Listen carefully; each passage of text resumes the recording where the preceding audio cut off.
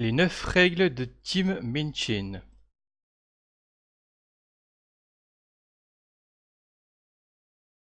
Numéro 1. Vous n'avez pas à avoir un grand rêve. Célébrez les micro-victoires. Si vous vous focalisez trop sur un objectif à trop long terme, vous risquez de passer à côté du vrai sens de votre vie, qui sera apparu entre-temps dans la périphérie de votre champ de vision. Numéro 2. Ne cherchez pas le bonheur. Le bonheur, c'est comme un orgasme. Si vous y pensez trop, il disparaît. Rendez quelqu'un heureux et vous en aurez les retombées. Nous n'avons pas évolué de manière à être continuellement heureux. Numéro 3. Vous êtes chanceux d'être là. S'en rendre compte vous rendra plus humble et compatissant. L'empathie est une affaire d'intuition, mais on peut travailler dessus intellectuellement. Numéro 4. Faites de l'exercice. Celui que vous voulez, mais prenez soin de votre corps. Vous allez vivre plus de 100 ans avec un niveau de richesse qui dépasse ce que la plupart des hommes ont pu rêver à travers l'histoire. Si vous ne voulez pas vivre cela en étant déprimé, faites du sport. Numéro 5. Ayez des opinions tranchées. Les opinions sont comme les trous du cul, tout le monde en a un. Sauf que vos opinions seront constamment examinées en profondeur. Ayez une pensée critique qui soit la vôtre et non simplement celle des autres. Soyez intellectuellement rigoureux. Numéro 6. Soyez un professeur. Partagez vos idées. Ne prenez pas votre éducation pour acquise. Réjouissez-vous de ce que vous apprenez et diffusez-le. Numéro 7. Définissez-vous par ce que vous aimez. Nous avons tendance à nous définir en opposition à quelque chose. Exprimez plutôt votre passion et vos louanges pour ce que vous admirez. Numéro 8. Respectez les gens qui ont moins de pouvoir que vous. Numéro 9. Ne vous précipitez pas. Vous n'avez pas besoin de savoir déjà ce que vous ferez pendant le restant de votre vie. Ceux qui connaissent le chemin que suivra leur carrière dès l'âge de 20 ans ont tous une midlife crisis. Au passage, il dit que l'art et la science ne sont pas antinomiques, ce qui est une pure vérité. Faut pas être anti-scientifique pour faire de l'art. Il définit la science comme l'acquisition incrémentale de connaissances à travers l'observation. Il ajoute que l'art et la science doivent travailler ensemble pour améliorer la manière dont les connaissances sont communiquées. Alors effectivement, donc ces 9 petites règles viennent d'un discours qu'il avait fait lors de la remise des diplômes de son université. Vous pouvez voir la vidéo ici, elle dure je crois 20 minutes. Le problème c'est qu'elle est en anglais avec uniquement des sous-titres en anglais. Donc si vous comprenez bien la langue, ça vaut sûrement le coup de la voir en entier. Euh, Moi malheureusement j'ai pas réussi à suivre, j'étais arrêté en plein milieu. Donc bah voilà. Salut au fait Angela. Je suis endormi en écoutant le livre en mode audio hier soir. Ah, un livre, bon.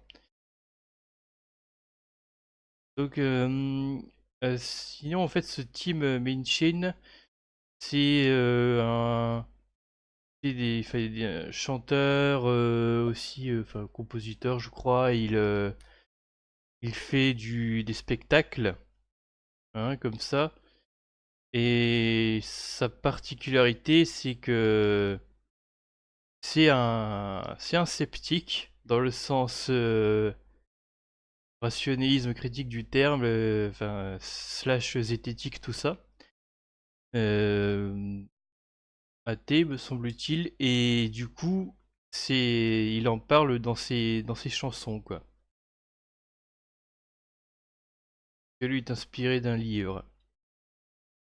Peut-être peut-être qu'il s'est inspiré du livre Tim Minchin, je ne sais pas.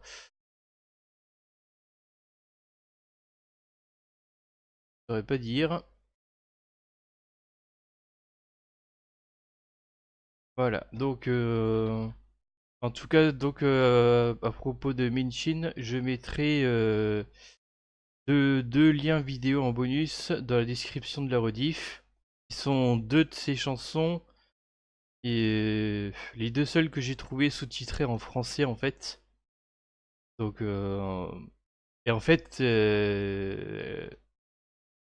j'espère un jour trouver d'autres chansons de lui sous-titrées en français parce que ce mec a l'air quand même assez drôle et aussi puissant dans ses petites attaques, on va dire.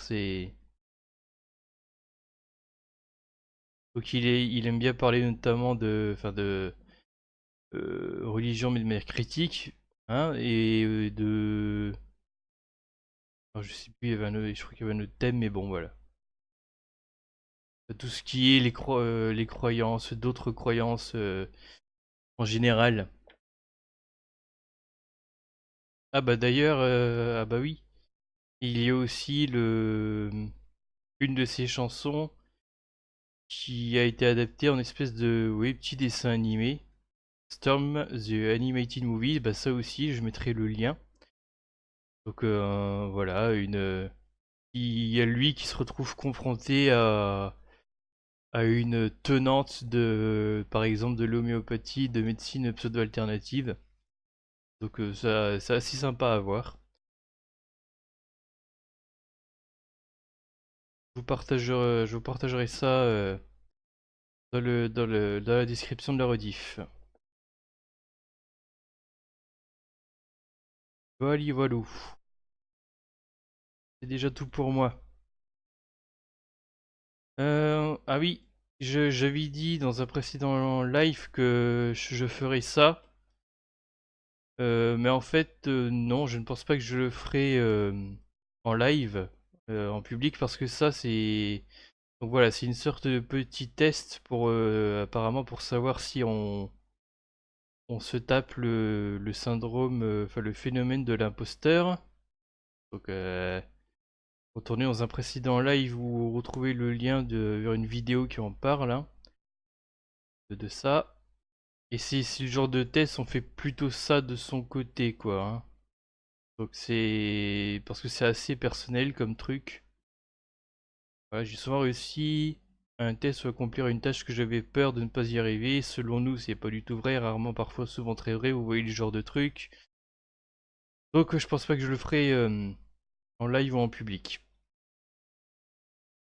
Voilà, et je voulais dire encore autre chose, je ne sais plus. Euh, je continue de bosser sur le script de l'adaptation en vidéo de mon live sur les réponses des critiques sur la zététique. Donc j'avais fait un live là début janvier, que je l'adapte en vidéo normale. Elle sera de manière à ce que ce soit à la fois plus court et plus agréable à regarder et à écouter. Cependant, euh, le contenu sera étendu. Il y aura du extra blabla par rapport à la version live. Euh, Notamment, en fait, je me suis rendu compte le lendemain le lendemain de ma première séance d'écriture que j'avais fait une énorme digression. C'est assez marrant. Vous verrez ça bientôt. Voilà, je vous dis salut et à la prochaine. Voilà, bon live ainsi qu'un bon dimanche à vous et toi de même.